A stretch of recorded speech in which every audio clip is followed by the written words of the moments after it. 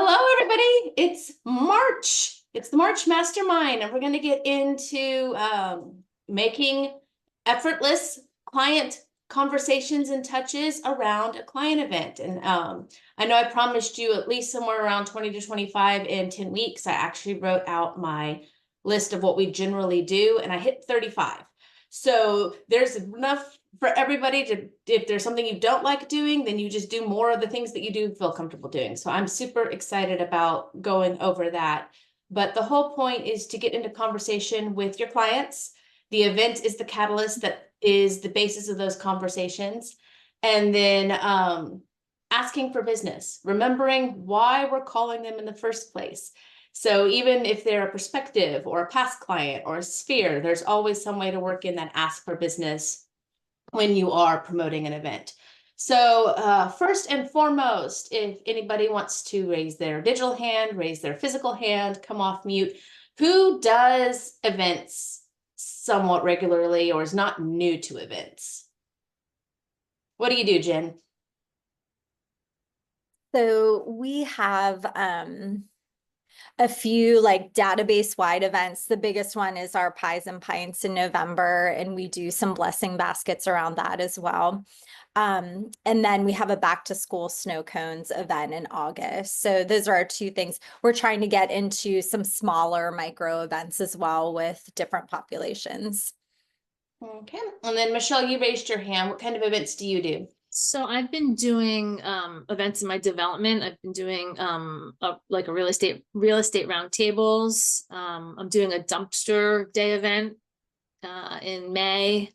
And I also do blessing baskets. So Okay. Anybody else have anything to contribute? No, no other takers. So our team, oh, somebody's talking. Who's talking? It's Brandy. Hey, Brandy, what you got? We do events too. We do a fall festival. It's probably like our biggest one. We do a baseball game. And then we do a couple reverse bowls throughout the year, but our biggest ones are our fall festival and our Knights game. Okay. Sounds good. We do, our team does a virtual movie night every spring when there's snow on the ground outside and nobody wants to be out. That is twofold because one, we get to stay inside, and two, we are highly military. And so a third of our past client base, almost 200 households, don't live in our state.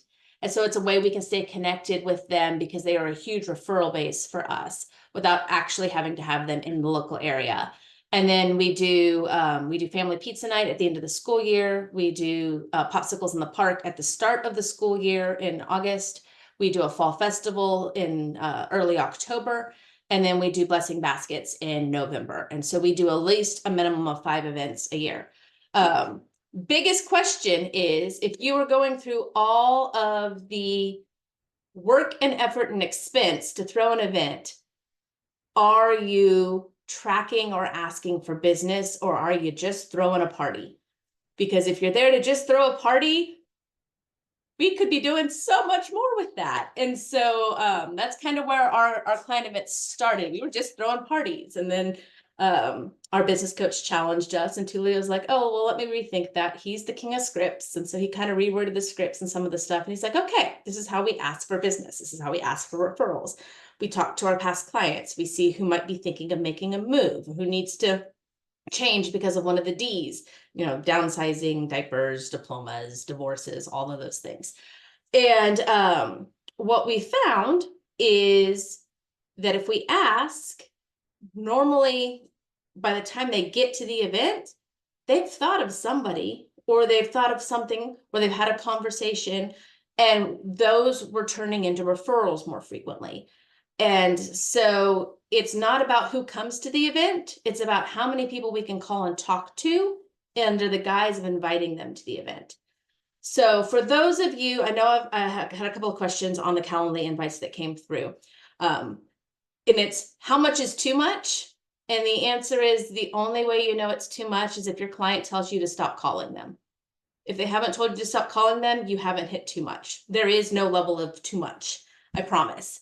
And the biggest way to explain that is if you think through, those of you that are in the pivot community, how many times does James send us an email or a text message for an Inspire Mastermind on Tuesday? How many reminders do you get for that? How many times does he send out an email reminding you about the daily call? How many times did you get an email from me about this call? You got 3 emails and 2 text messages, or you should have if the system is working correctly. On average, most of the time, it takes people, households, clients, only receive 25 to 30% of your marketing. So like, if they're only receiving a quarter of what you send them and actually remembering that they've seen it and actually remembering that they've interacted with it, and we know that it takes 6 to 8 attempts or conversations or connections and engagements to get them to do something. What does that mean? That means you have to be upwards of 24 to 40 touches to get a conversion or an RSVP. And so that's why we updated our marketing and messaging around events to be that 25 to 35 in the 10 weeks surrounding an event, because they're going to see 25% of that, and it's going to take every single one of those 25% touches to get them to actually RSVP and show up. So I will share with you guys, I'm gonna screen share real quick, but I will send this PDF out with the recap email so that you guys can see it, because I love a good spreadsheet. And so I made a spreadsheet, but this is our messaging plan. So you can see it is 35 touches. It's over 10 weeks.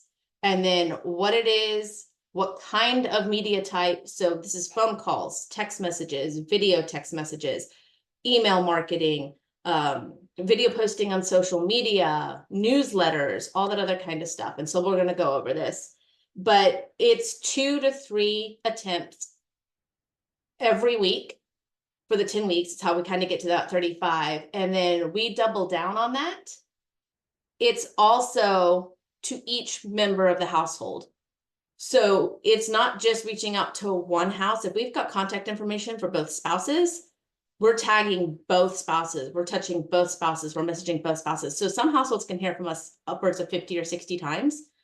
And then those are how we determine our VIPs and the people that are really engaged with us. And those are where our referral partners come from, those people that come to our events. So first things first week, which is roughly for us about 60 days out from the event. So we start 8 weeks ahead of the event. We send out a save the date. You don't have to have all the details. You're building FOMO, you're building expectation. And so we start very early with just a social post, a static graphic social post of, hey, this is the next thing the team's doing. This is the next client appreciation event. We're going to have a pizza night in May. Stay tuned for details. Because then people start asking us, well, am I on the list? Where you're going? Which pizza place did you pick? What day is it? Is it on the weekend? And we start getting engagement that way. We follow that up with a promo teaser. So we'll have Tulia record hey, the client event's coming up. Are you going to join us for free pizza? You make sure that you're in touch with us. Make sure we can get a hold of you.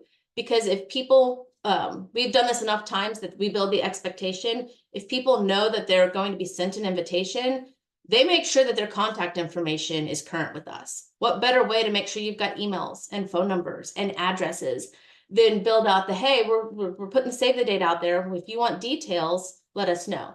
It's kind of an early call to get in line to register. And then most recently, we've upped that. We've plussed it up with a poll of some kind on social media. So like we're about to roll into our family pizza night, which is in May. And so we're like, hey, it's time once again for free slices. We know if your family likes to eat pizza with us. If you have a favorite pizza spot, let us know. And now they're commenting on social media. And now they're telling us, local mom and pop places, where we need to go in the neighborhood, where they're going in the neighborhood, so that we can build that into our schedule. So that's kind of the first week is you're just launching the idea of an event and what's coming for your clients. And you're getting the people who are probably the most likely to come to raise their hands to say, hey, yeah, no, I'd be interested in that.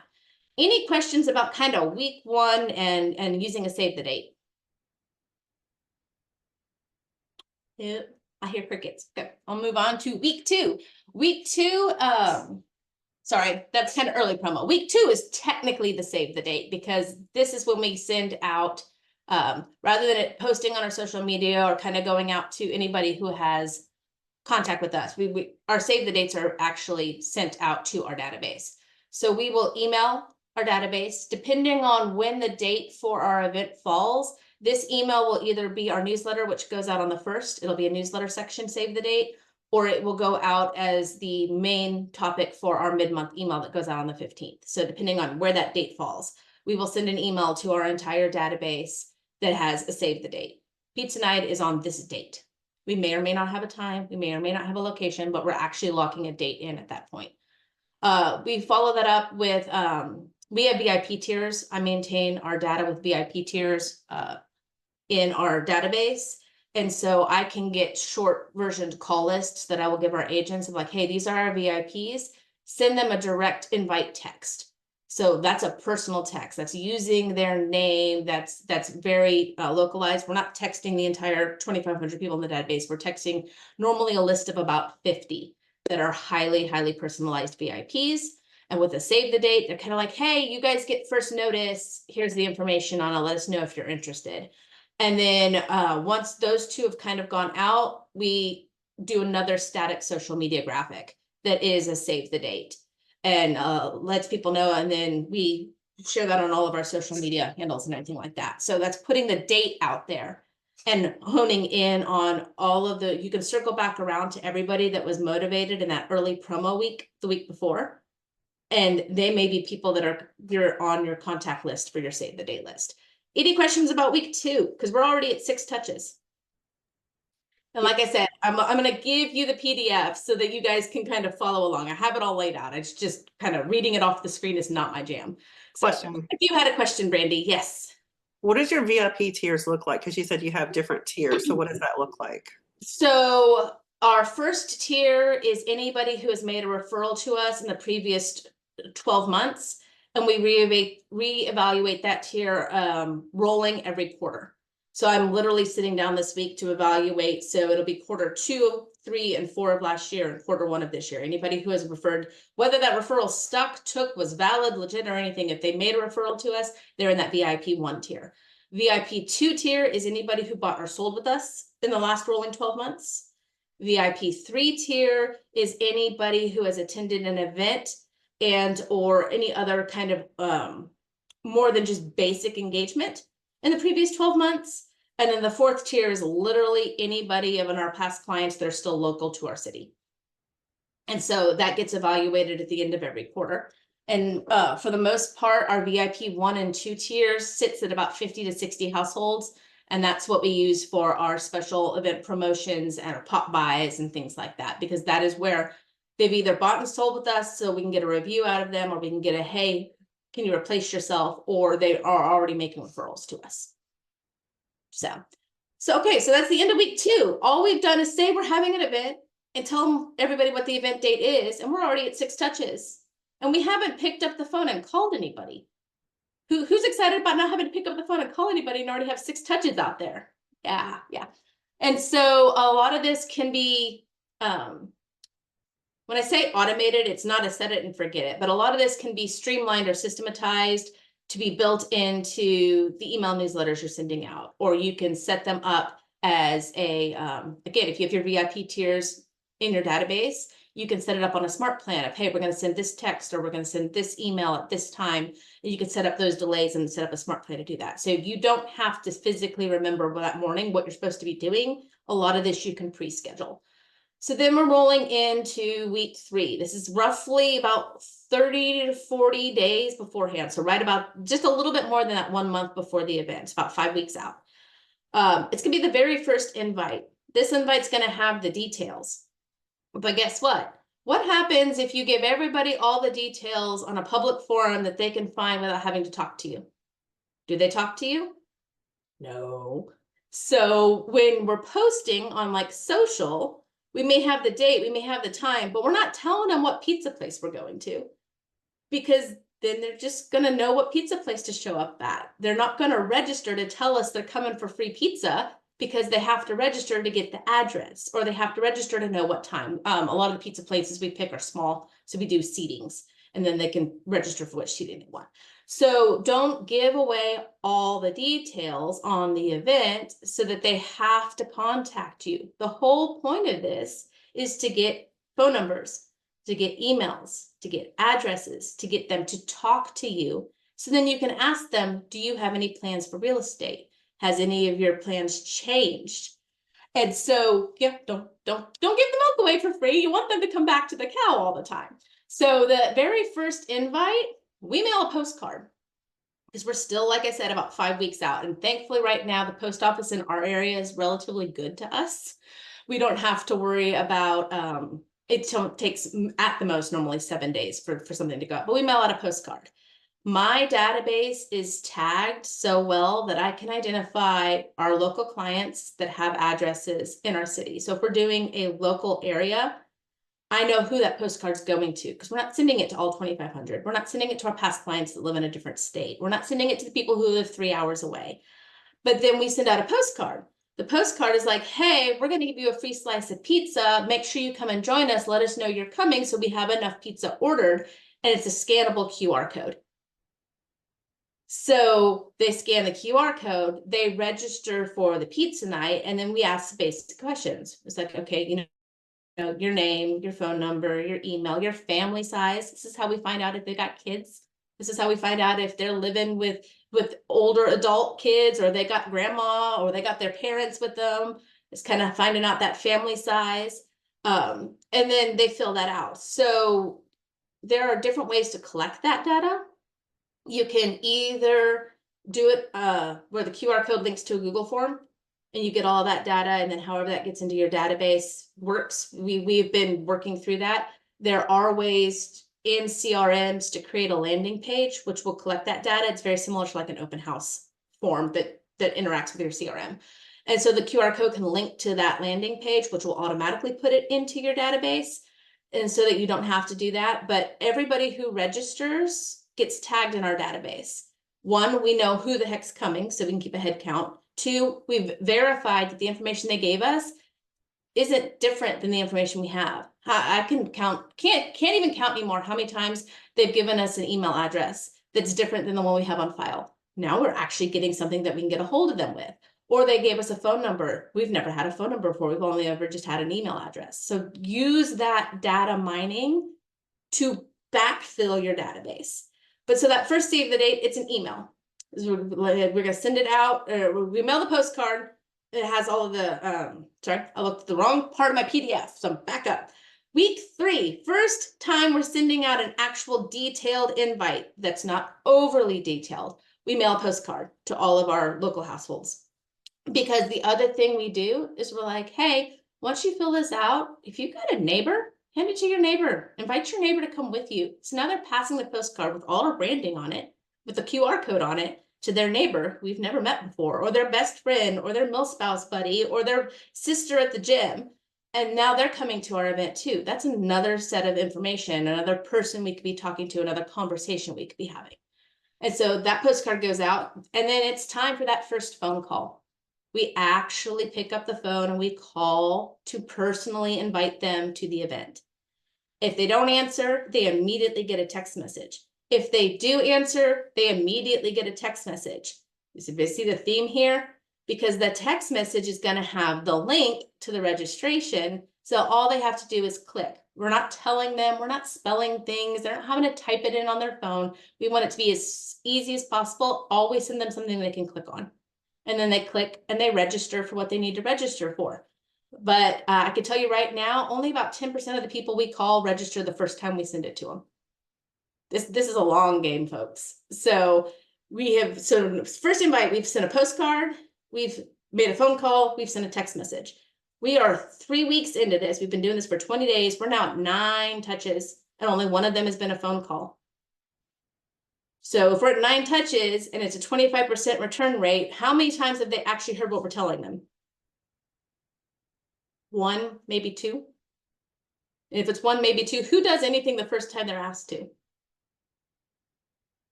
not real estate clients. So this is why we keep following up with the follow-up, and then we keep varying the media sections. So any questions about kind of that early promo through the save the date through the first round of physical detail invitations? No? Okay. Like seriously, guys, raise your hands, come off mute, stop me at any point in time if you have a question, because I can talk all day long, but that's kind of really boring if you only ever hear my voice.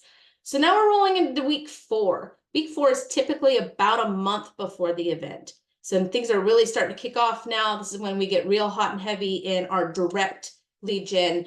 Most of what's been happening has been operations driven. Now we're switching to where the lead gen is very much agent driven.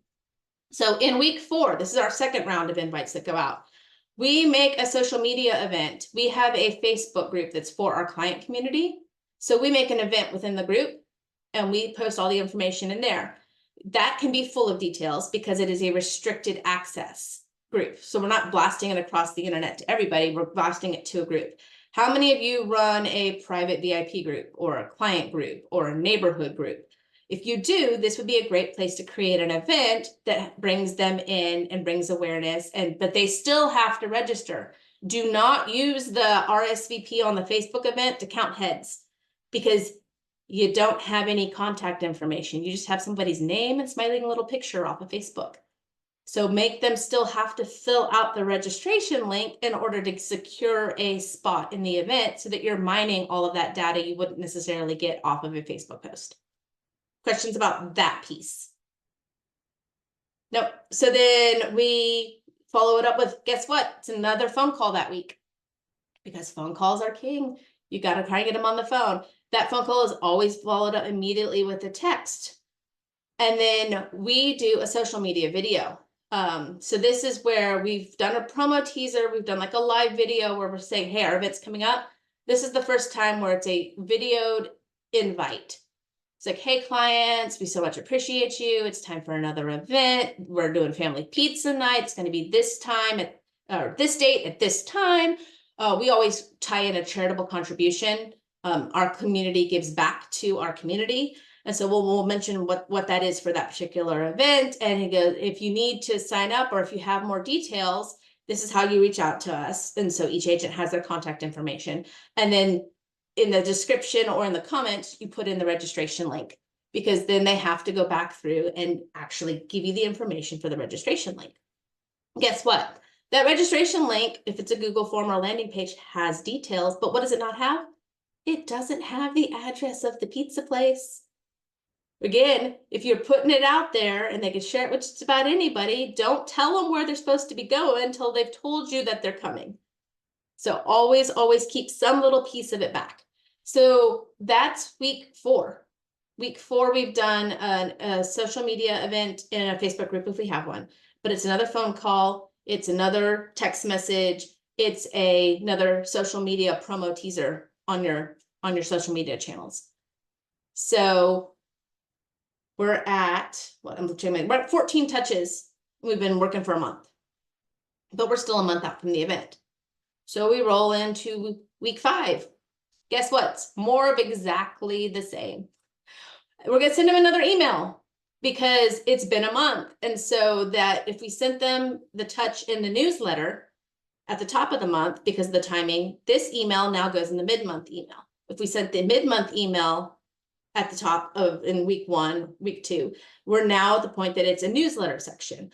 You can also do these emails as direct email campaigns through, Command does email campaigns, so it can be a direct email through your CRM. It doesn't have to be in your newsletter or your standard email campaign, but you're going to do a direct email to your audience and your client base.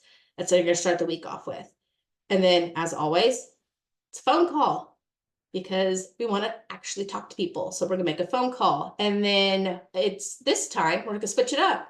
It's a text message, but it's a video drop. It's a video text message. Your smiling face is going to invite them. And then don't forget to include the clickable link.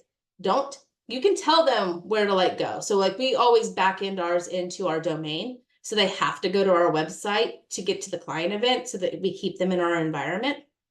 But if it's www.thepiniateam.com/client event, who's going to write all that out? Who's going to remember how to spell all of that? And so like we can mention it on the video, but always send them the clickable link as well. And so again, it's the same 3 kind of things every single week. It's an email, it's a phone call and a text message.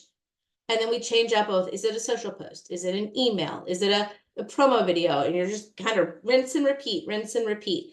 And what our marketing coordinator does is she batches all of these scripts and all of these graphics and all of these posts. And then she puts them on our client event landing page in our Google site, our team intranet. And so each agent, you can do this through Google Calendar too, or like whatever calendar you use. Each agent logs in, and on Monday, they know this is what the lead gen is for the week. They take their graphic, they take their script, they take their call list, and they go make all of their calls to their client events. And then they come back and let us know how many conversations that they had. And so it can all be pre-set up, pre-scheduled, pre-batched, and ready to go so that you just execute on a weekly basis. So that's kind of week 4, week 5. Again, it's the phone calls, the text messages, the video drops, the emails. Now we're rolling into week 6. Week 6 is 2 weeks before the event.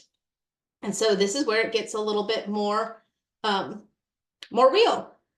Again, we've hit the social medias with the static post. A lot of this is trying to draw FOMO. It's like, hey, we don't have you registered yet. Are you sure you don't want to miss out on this? This is building up that engagement. Again, with the phone call, and again with the video drop. The video is like, hey, I really want to make sure you don't miss this. Again, with your smiling face. And then it rolls into week 7. Week 7 is about 10 days before the event. So this is the week where it's do or die. This is the week where we're going to be closing registrations. This is where we're going to be capping if we're full. We may have already completely sold out. But again, it's that combination of social media post, video drop, email, phone call, whatever you want to do. But it's like, this is last call. When you get to week 6, it is like, or week 7, which is about 10 days before the event. This is final call. This is the absolute drop dead deadline date. Get with me. Let's get it done. Let's get it handled. We really want to see you there. And so then we roll into by the way, by the time you're 10 days out from the event, you've already sent them 24 attempts, some 24 touches. How many of you get 24 touches to your clients in a year? So if you could do 24 in 2 months because of an event, how much does that speed up your lead gen? How much does that put you on the path to more conversations? So now we're rolling into the week of the event. This messaging switches from, we want you to come and join us, to all of the touches around those that have RSVP'd. Generally, we have somewhere between 25 and 40 families that attend our events. And so this switches to what kind of messaging they're getting, because guess what? Those are also touches. Those are also prime time to ask for business. They have already told you they're coming. They already love you. They're already going to hang out with you. Why are we not asking, who do you know? Who do you know? Hey, next week when I talk to you and remind you about this, who do you know? When I see you in a week and a half, you're going to bring me a name? Who do you know? So when they register, when they fill out that registration form, the confirmation email we send, first and foremost, thanks them for coming. Thanks them for being an awesome and amazing client. Always, always come from gratitude. And then it's going to be like, here are the details. This is where you tell them what parking lot they need to be in on that day, what pizza place they're going to, what they can expect as far as like, hey, you know, we expect you to bring your family, but like 2 slices per person, or hey, we're going to have cheese and pepperoni. This is where the details go in that confirmation email that automatically sends when they register. And then there has to be an ask for business. Always, always, always an ask for business, because why are you giving the event? So then we set up a 1-2 punch smart plan that goes off literally right before the event. It emails the morning, the day before, saying, hey, remember you signed up for an event. We'll see you for pizza at 5 o'clock.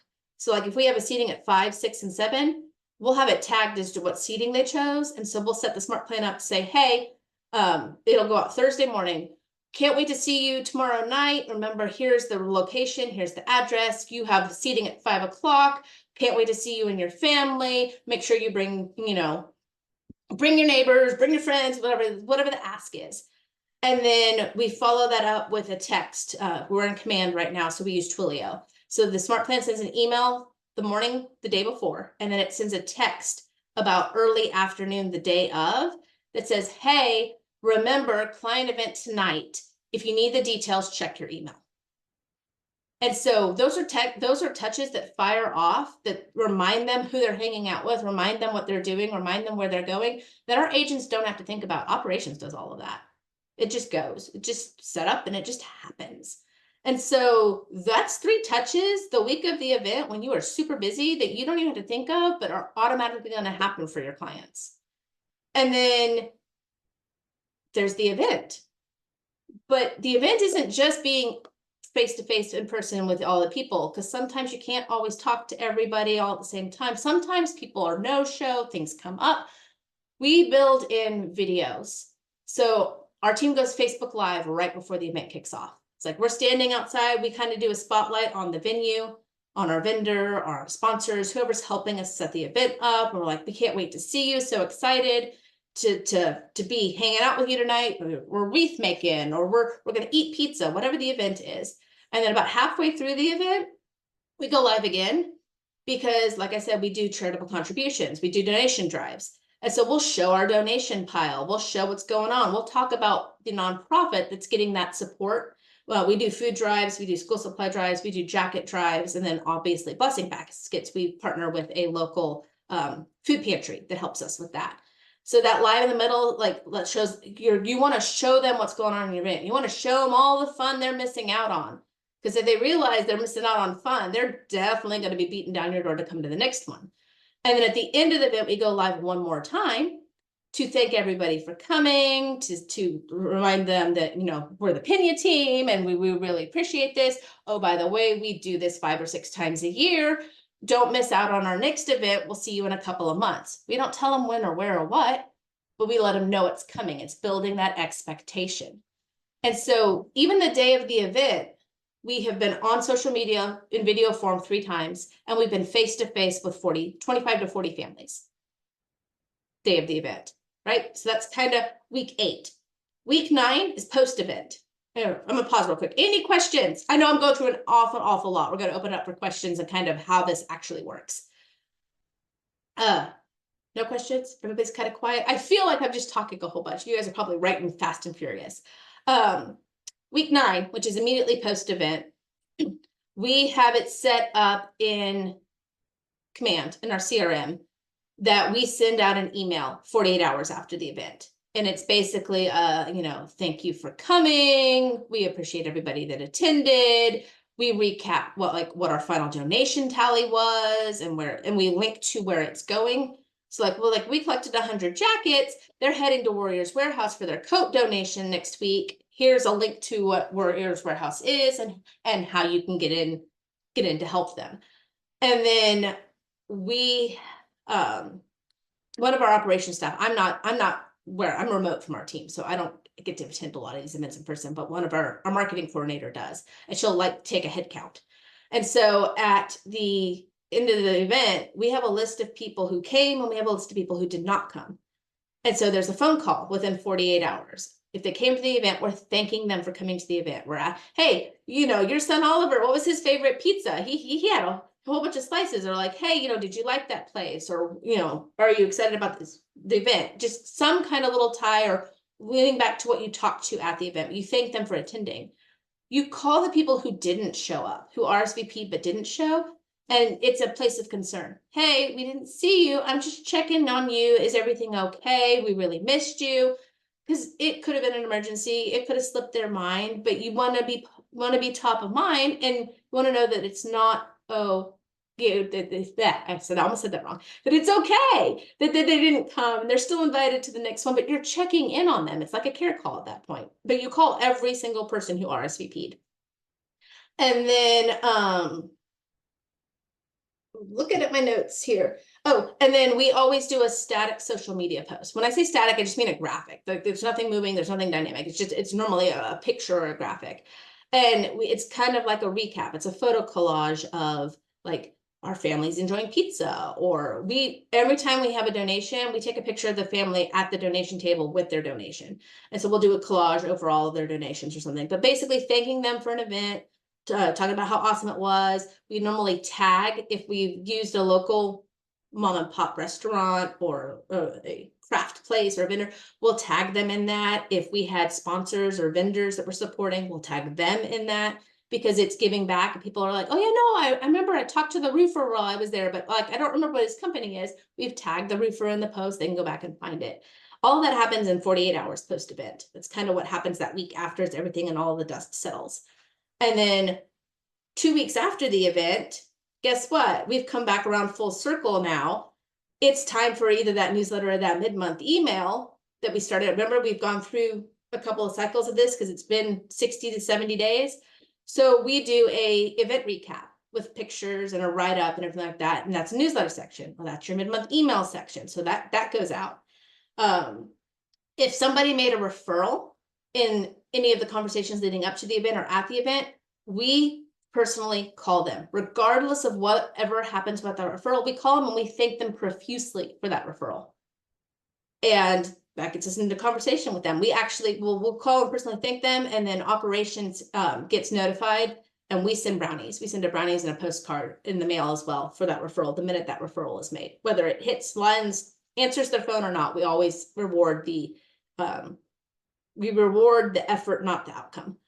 And so they're getting a recap in the email. Those who made a referral are getting a phone call, and then if they left us a review, because we'll walk around the event, we'll ask people to leave us reviews. If they've left us a review, we will respond to all of those reviews online so that we are engaging with them. And so it's been 10 weeks, it's been roughly 60 to 75 days, and that's 35 touches. And that doesn't count any pop buys. That doesn't count talking to people at coffee chat. That doesn't count to anything you do outside of just that. That is literally just emails, phone calls, text messages, and an actual event. And our events are normally about 2 hours long. And so that's kind of how you build out all of those touches and not leave anything on the table and get into conversation with people. And we routinely have 3 deals from each of our client events. We've also been doing it for 4 years. So there's a lot of expectancy within the consistency. But we routinely have 3 deals that come from that. We either get a referral for a buyer. Again, we have a lot of military. So we've sold, last year, we had a past client that's been with us for 6 or 7 years refer one of their work buddies that was moving to Colorado Springs, one of their service members. And then they bought a house with us. And they're like, you guys are amazing.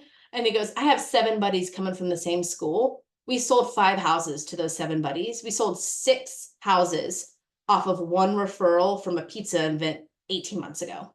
So like it's all trickle down effect. It's all ROI, but you have to be in conversation.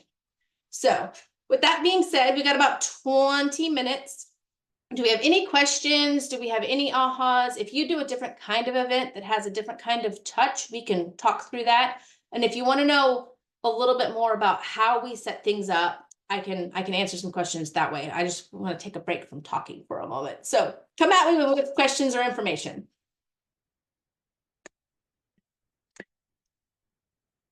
So there's a question in the chat. Michelle, we don't really do events that are open to the public. We aren't equipped to handle a footprint that is that large. So I actually don't have a direct answer for you. All I can think of is if it's something that would be like an Eventbrite type event. So it's like a festival, or it's a large fair, or it's a big, huge thing. I'm assuming that more details would probably be given prior to registering for a ticket than what we generally do for our events. But it all comes into, what are you gatekeeping? Because for us, we don't want people that we don't have information on, or we don't know, just showing up and getting free pizza and not having a conversation with us and walking out the door. But if it's, hey, I'm trying to get as much traffic as I can to this farmer's market because I have a table and then I'll be able to talk to everybody there and get the information, that's a different setup. And so at that point, I would want everybody to know when and where that was versus what it's going to cost us if they come through the door and don't actually speak real estate to us, or we don't catch them to speak real estate to them. So sorry, I can't answer that a little bit more effectively, but that's kind of my thoughts on that. Any questions?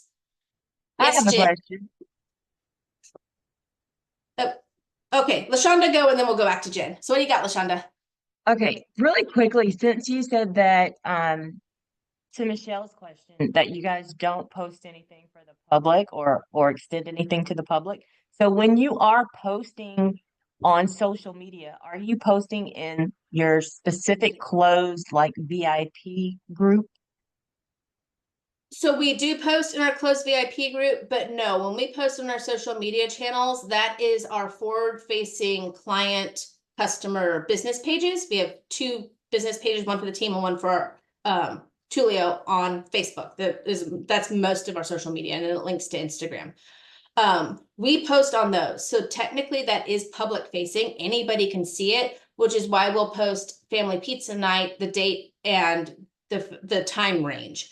But we won't tell anybody what pizza parlor we're going to until they register. And so Gotcha. they have to give us something to get the full information. Thank you. Okay, Jim, what do you got? So one thing I'm curious about, and I haven't quite figured out this myself, but sometimes people like are getting the messages, but they can't come. Do you have a function for saying, this sounds so fun, I can't come, and then they get removed from future touches? Just because I think sometimes then people feel like, are you not paying attention to me? I said I couldn't come. So I can't come still 2 weeks later. Yeah, so if the agent makes contact with somebody and they're like, hey, I can't come, what we have been doing is have the agent fill them out on the registration form, but say can't come, because that registration form is the trigger that stops all of the messaging and marketing.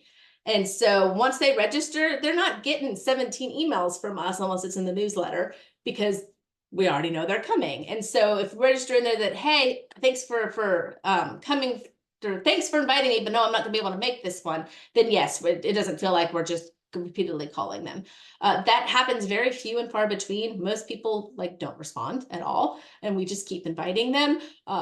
But funny story, on the other end of that spectrum, we have people who have been inviting to client events for 3 straight years that have never so much as said boo or responded to anything, that all of a sudden decided last year that pizza sounded great. And then they gave us 3 referrals, one of which stuck. And these are people we've been messaging 24 times an event, 5 events a year for 3 years. And finally one of them went through. So we don't take people off if they don't respond. We only take people off if they, again, raise their hands and say, hey, please stop telling me about this for right now. So. Thank you. That's a great idea to just fill it out for them, and so they get removed. Thank you for that. Yeah. And that's another thing you can do if you have somebody that you get on the phone that is like, I would love to do that. And 9 times out of 10, we end up talking to the wife or the mom. And she's like, that's amazing. We would love to go to that. But I'm literally in car line, or I'm in the grocery store. I've got 3 children running around at my feet. I do not have time to do that right now. The agents, because of the way our registration form is set up, the agent's like, here, would you like me to walk it through and register you? And most of the time they're like, yes. And they're like, okay. And then on the phone, they'll pull it up and they'll walk through. It's like, hey, what's your name? What's your phone number? What's your email? What's your address? And they'll walk through and register for them. So we capture it, we take it off their plates, but we also verify all their contact information. So you can also use that as leverage in your conversations as well. I'm a big proponent of, you've got fingers, please do it for me. I can't do it for everybody. But if this is the 3rd or 4th time and they're like, yeah, no, I just haven't gotten to it yet. And you're like, hey, can I get you committed right now? I will help you get committed right now, even if I have to do it myself. So any other questions? Yeah, so on kind of tagging onto that a little bit, because it sounds like you guys are using Command. So how are you linking, what do you use for your registration, and how are you linking that with the auto plan and Command to know whether to send it out to them to go or to stop it? So this is part of me and my love-hate relationship with Command. So right now, we would love to be able to do it on a landing page so that it immediately connects to the database. What I have found in the past is a limitation for us is if somebody already is registered and they're already in the database with their phone number or email, Command's like, I don't know what to do with this, so I'm not going to put it in, which is the bane of my existence because that's not how a database works. So we kind of came away from landing pages, and what ends up happening is we do it via Google form.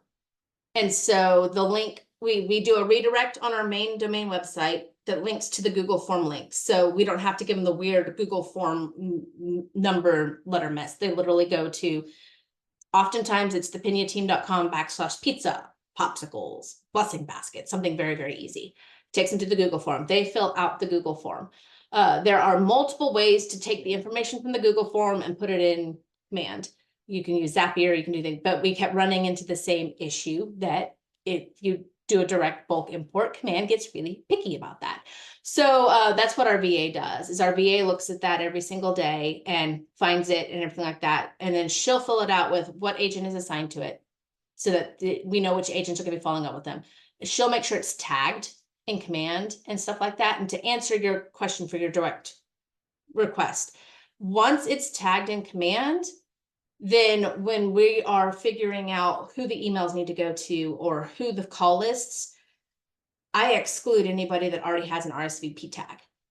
So it's a little bit of point and click and clerical work, but once they've RSVP'd yes or no either direction, they get a tag. And then every time at the start of the week, when I set up the lead gen for that week and I set up the call lists and I set up the email lists and the audiences, those tags get excluded from further marketing. And so that's how we cover not sending it to them.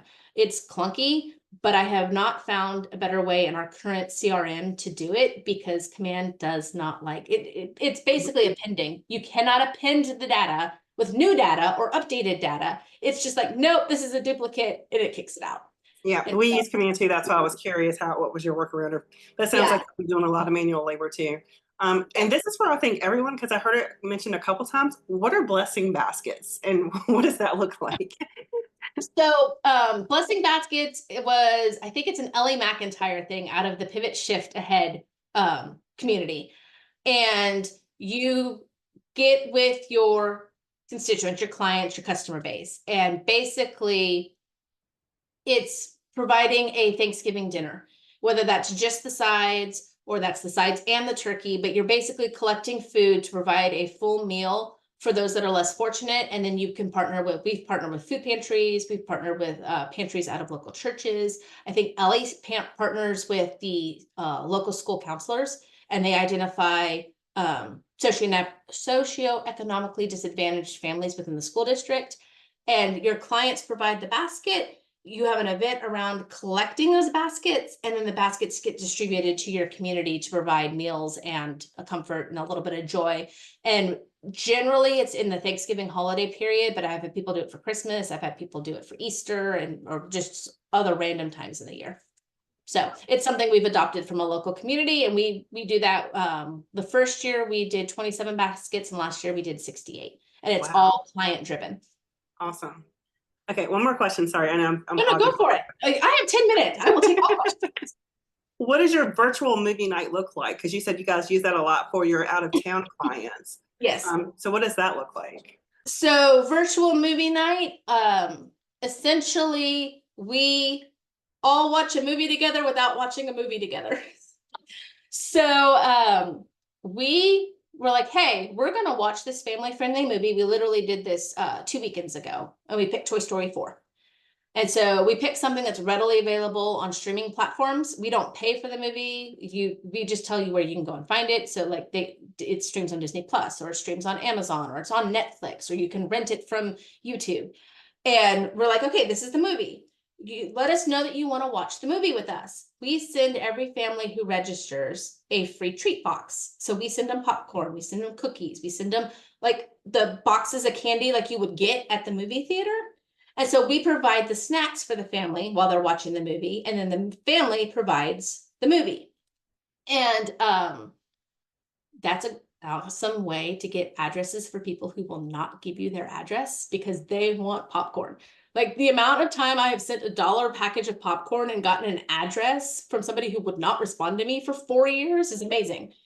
But so we invite them to the event. They register for the event. We send them their treat box. We let them know what movie we're all going to watch. And then for the week leading up to the movie, we do a lot of social media engagements, a lot of contests. So everybody knows when they get their box, it's emblazoned with a label that's got a big old picture of the movie. And they take a picture with their box and they post it on the social media comments. And now they're entered in a prize drawing. And then the next day it's like, hey, who's your favorite character? And you can do a poll with all the characters from the movie. And so they interact with the movie. We do a treat. Normally, Tulio does a video with his kids of drawing with frosting on graham crackers, one of the characters from the movie. And we give them recipes for like drinks and other treats and snacks. If they make any of it and show a picture, they get entered in a prize drawing. If they answer, we did Toy Story 4. So like, what was your childhood toy? So if they drew a picture of it or found a picture of it on the internet and posted it, they got a prize drawing. So we do 7 straight days of prize drawings. And then we've had people say, well, I've seen this movie already. Why would I want to watch it? We do an Easter egg style scavenger hunt, which was amazing because we normally used to watch the movie and write the questions out ourselves. Totally chat GPT'd that this year.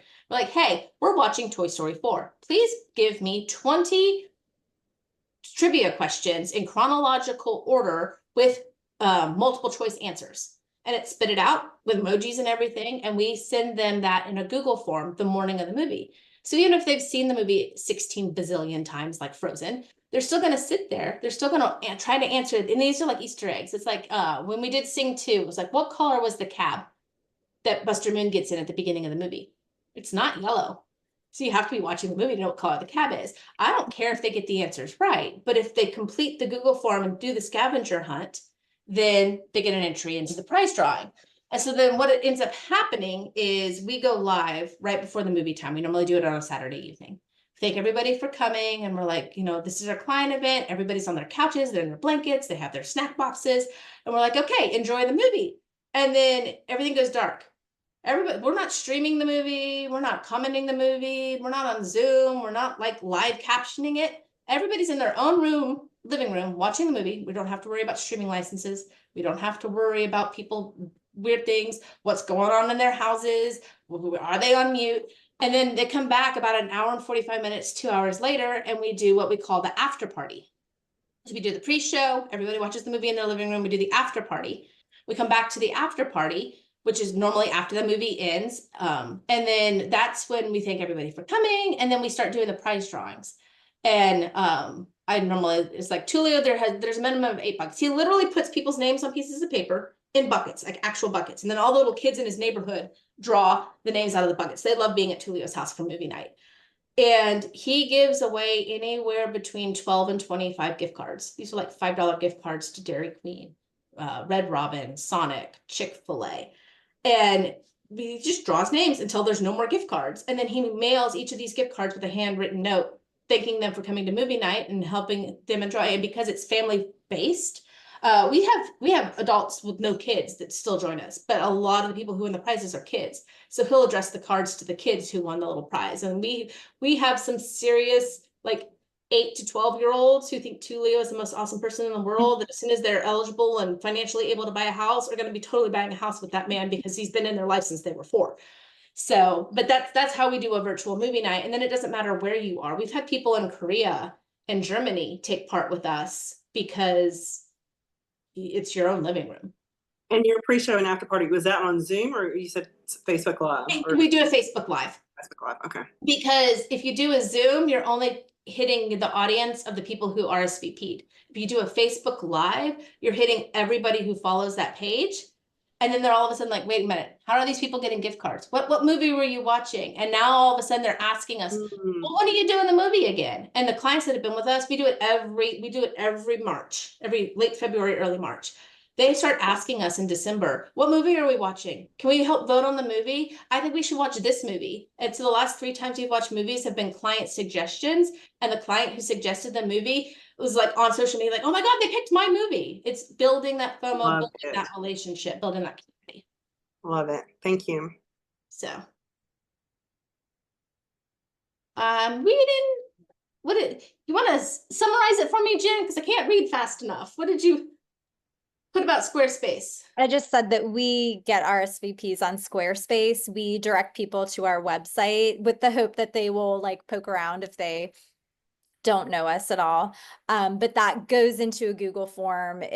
I also get an email alerting me, but Mhm. again, Brandy, for you to like, I can't integrate that with Command, and that's typically what we're using. So it's just a manual process of doing Guess that. what? As soon as I end this, you're going to get a reminder email that this just happened, and it's already going to have the link to April. I don't have the topic yet, but I have the day and the time, so you can register for April from that email. Be on the lookout for the big R email that comes out with the resources recap and replay. And I will see you guys next month. I appreciate you all.